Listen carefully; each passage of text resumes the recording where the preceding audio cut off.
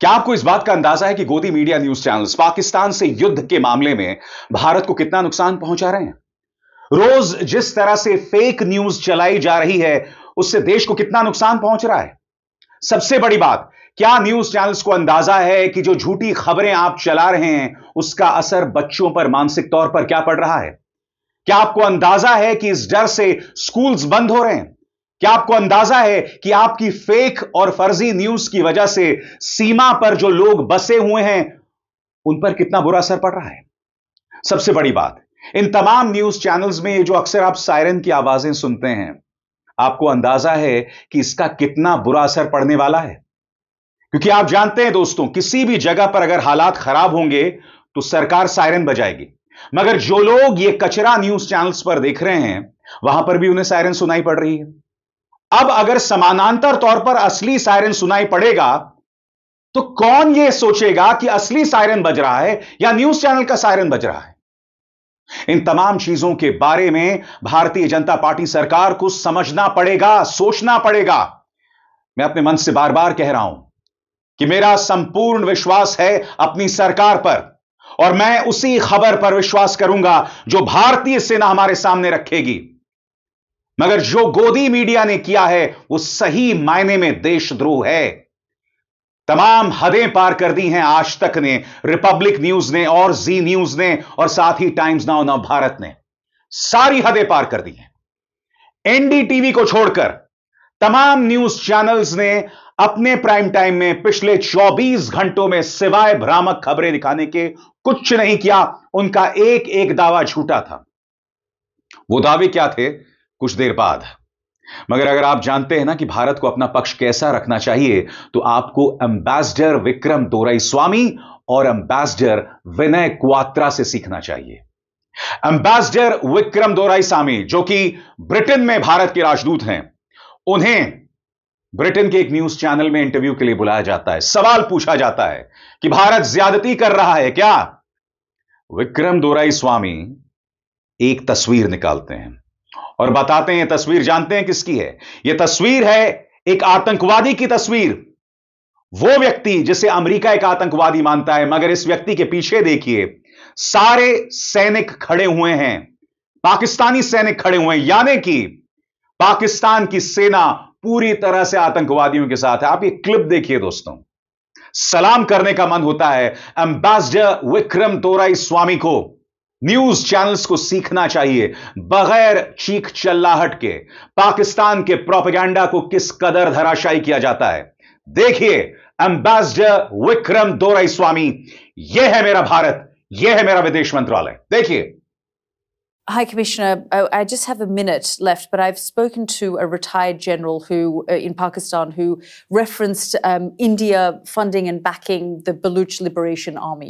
They've said that they have done that for years. And when I asked him about Masood Azhar, he said, well, their family members were targeted. Should we be doing the same to, the high-level militants from the BLA, the Baluch Liberation Army, that are seen and operate within Delhi? Well, look, let me show you this photograph of yesterday, I believe it is, to your viewers. This person here is a sanctioned terrorist under the American sanctions regime. His name is Hafiz Abdur Rauf. He's the brother of the founder of the terrorist groups that you're mentioning. Look who's behind him, Pakistani military. Look at the coffins there. They have the Pakistani national flag. If you're going to be giving terrorists state funerals. और बात वहां नहीं रुकती है दोस्तों। Ambassador विनय क्वात्रा को CNN पर बुलाया जाता है। वहां के 2 वरिष्ठ एंकर्स उनका इंटरव्यू कर रहे होते हैं। उनसे इंटरव्यू के दौरान इंडियन एडमिनिस्ट्रेड कश्मीर शब्द का इस्तेमाल किया जाता है, यानी कि भारत प्रशासित कश्मीर। एम्बेसडर विनय क्वात्रा कहते हैं कि इंडियन एडमिनिस्ट्रेड कश्मीर नाम की कोई चीज नहीं है, सिर्फ एक कश्मीर है या एक जम्मू और कश्मीर है। हां, पाक ऑक्यूपाइड कश्मीर है और वो भी हम वापस हासिल करेंगे। सुनिए एम्बेसडर विनय क्वात्रा किस कदर पाकिस्तान और CNN दोनों की धज्जियां उड़ाते हैं, और यह सबक है हमारे जहरीले न्यूज चैनल्स को लेकर। Dastardly killings on the 22nd. What can you tell us, Mr. Ambassador, about these explosions that are now being heard in the Indian-administered parts of Kashmir? Yeah.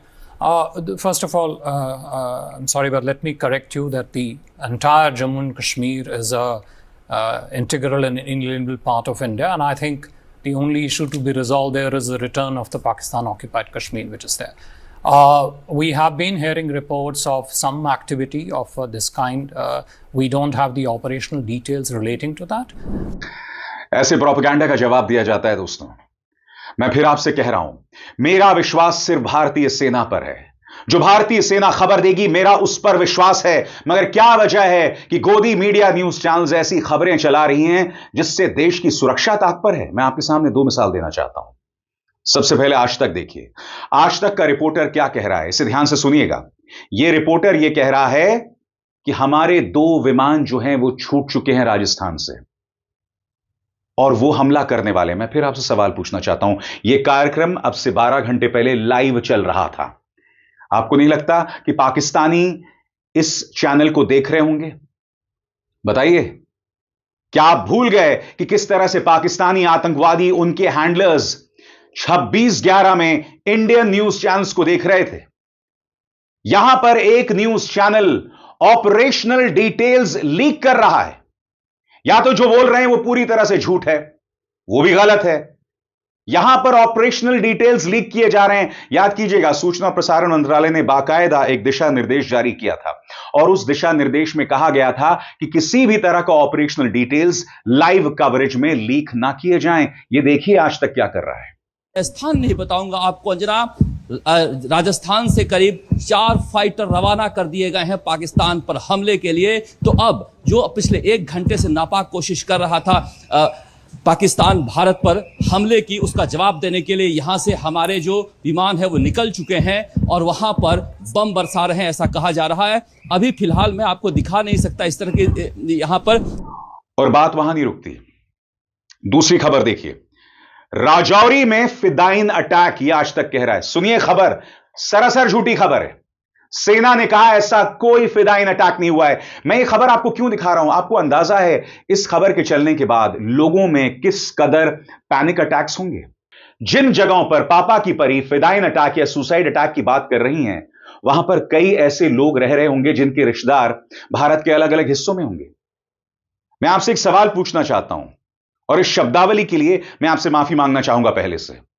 अगर यह खबर सुनकर किसी के रिश्तेदार को दिल का दौरा पड़ जाए और उनकी मौत हो जाए, तो क्या ये पापा की परियां उसका जवाब देंगी? सुनिए क्या खबर चलाई गई।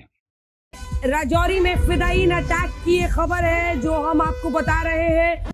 एक ब्रिगेड पर कश्मीर के इलाके में एक फिदाइन अटैक की भी खबर आ रही है, जो कि चिंताजनक है। लेकिन उन आतंकियों का सामना किया जा रहा है। पाकिस्तान ने दरअसल उसके पास अपने सैनिक, अपना हथियार, अपना असलहा तो कम ही है, लेकिन वो आतंकियों का इस्तेमाल करता है इस तरह की चीजों के लिए। भारत ने F-16 मार गिराया, भारत ने उनके ड्रोन्स मार गिराए, 2 कामिकाज़ी ड्रोन्स, एक उधमपुर में, एक अखनूर में उसने भारत ने मार गिराया है। उसके हमले को नाकाम किया है और अब हम पलट कर कह रहे हैं कि लो, इससे बचकर दिखा दो। इन मिसाइलों से बच सकते हो तो बचकर दिखा दो। हेवी आर्टिलरी फायरिंग अलग अलग इलाकों से हो रही है।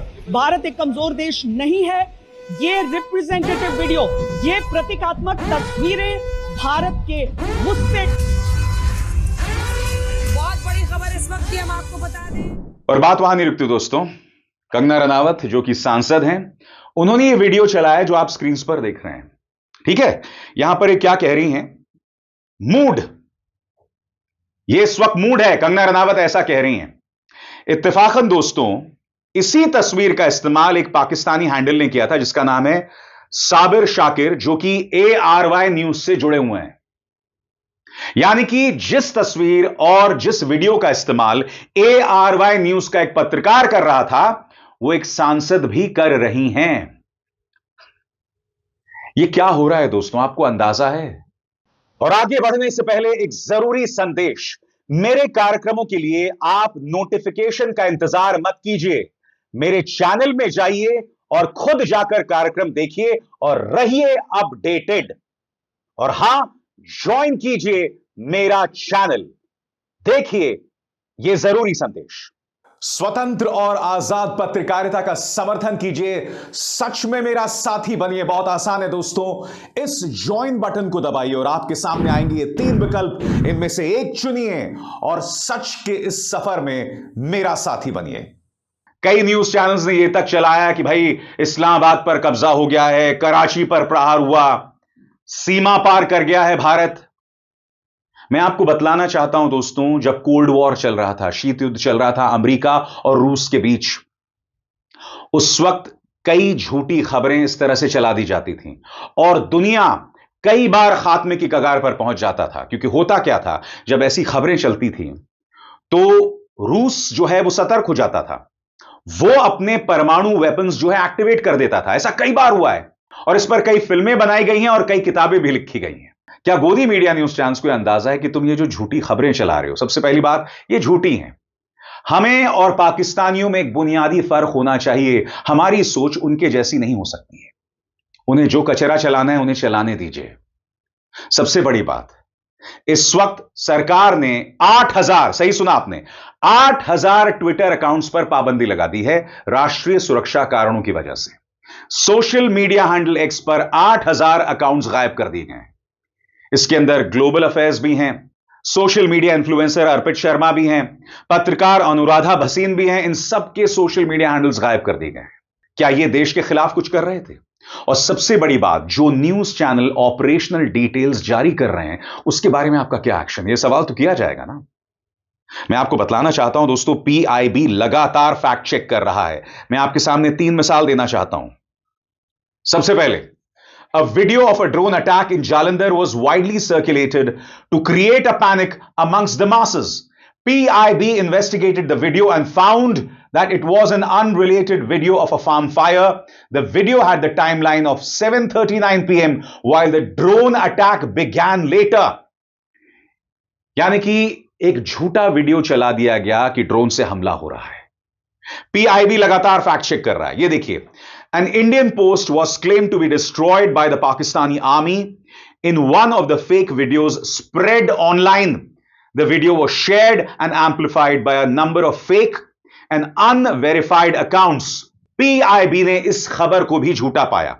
इसके बाद दोस्तों ये देखिए, चौथी और 5वीं खबर, information regarding a Fedayeen attack on an army brigade in Rajouri, Jammu and Kashmir was widely circulated and shared.